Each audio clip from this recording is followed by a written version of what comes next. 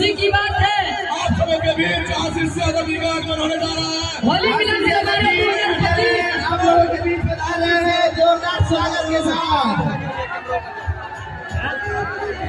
कुछ ही क्षणों में आशीष यादव जी का आगमन होने जा रहा है।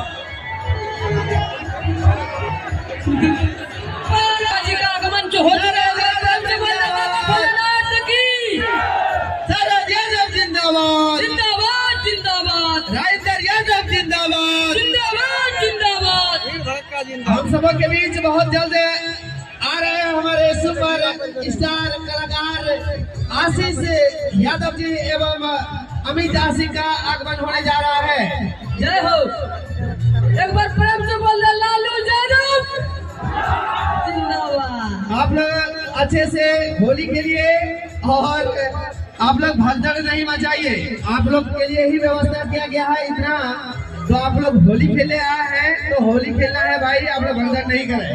आप लोग किसी भी तरह का भगदड़ न मचाए। आप लोगों के बीच कुछ ही क्षणों में मगई के ट्रेंडिंग स्टार, मगई के किंग आशीष यादव जी का आगमन होने जा रहा है और हमारे युवा दिलों की लगन शरद यादव जी का आगमन होने जा रहा है।